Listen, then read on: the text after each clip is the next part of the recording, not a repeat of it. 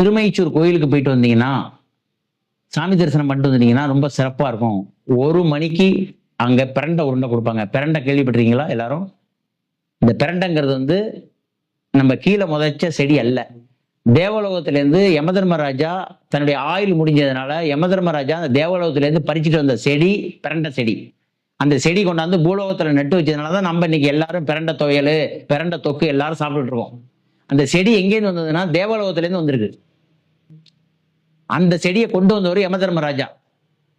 அவர் வந்து இந்த திருமைச்சூர் லலிதாம்பிகை கோயில்ல 1 மணிக்கு இன்னமும் கிட்டத்தட்ட அந்த கோயில் 3000 வருஷம் பழமையான கோயில். 1 மணிக்கு இன்னமும் பிரண்ட வைத்தியம், பிரண்ட உருண்டை இன்னமும் சாப்பாடு நைவேத்தியம் பண்ணி கொடுத்துட்டு இருக்காங்க.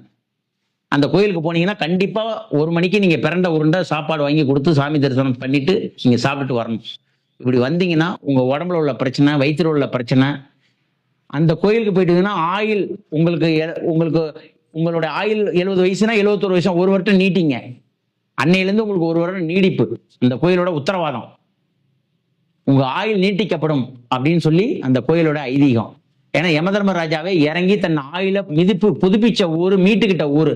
அவர் ஆயுள ரெக்கவர் பண்ணி என்று மார்க்கெட் என்ன ரெக்கவர் பண்ணிக்கிட்ட ஊருங்கிற. திருக்கடையூருக்கு அடுத்தது திருமைச்சூர் லலிதாம்பிகை கோயில். அது இல்லாம காஞ்சி பெரியவர் வந்து லலிதா சகசரநாமம் உருவான இடம். லலிதா சகசரநாமங்கிறது வந்து உங்களுக்கு எல்லாருக்கும் நல்லா தெரியும். 1008 பாட்டு இருக்கு லலிதா சகசரநாமத்துல. காஞ்சி பெரியவர், காஞ்சி மகா பெரியவர் சந்திரசேகர சுவாமிகள் தான் இது பண்ணாரு. அந்த அம்பாள் லலிதா சகசரநாமம் உருவான இடம் அந்த ஊரு. அது இல்லாம அந்த அம்பாள் லலிதாம்பிகைக்கு ஒரு பக்கம் பாத்தீங்கன்னா வீரமும், ஒரு பக்கம் பார்த்தீங்கன்னா மங்களமும் சிரிச்ச குளத்துல இருக்கும். போய் நீங்க பாத்தீங்கன்னா தெரியும் லலிதாம்பிகையை. அப்படி ஜம்முன்னு சிங்காரமா அமர்ந்து உட்கார்ந்துருக்கும் அந்த அம்பாள். அதே மாதிரி வந்து காலில் கொலுசு போட்டிருக்கும் அந்த அம்பாள் லலிதாம்பிகை. ஸோ இந்த கோயிலுக்கு போய் திருமைச்சூர்ல போய் சாமி தரிசனம் பண்ணிட்டு வந்தீங்கன்னா உடம்பு பிரச்சனை, மனசு பிரச்சனை, ஆயுள் கண்டம், வண்டி வாகத்துல விபத்து, அதே மாதிரி ஊழ்வினை கரும பிரச்சனை, ஆயுள் பயம் உள்ளவங்க பெண்கள் போய் இந்த கோயில்ல சாமி கும்பிடுங்கன்னா மன ரீதியா உள்ள கற்பப்பை, வயிறு சம்பந்தமான பிரச்சனை, மென்சஸ் பிரச்சனை, இதெல்லாம் சால்வ் பண்ணக்கூடிய கோயில்கள் இந்த கோயில்.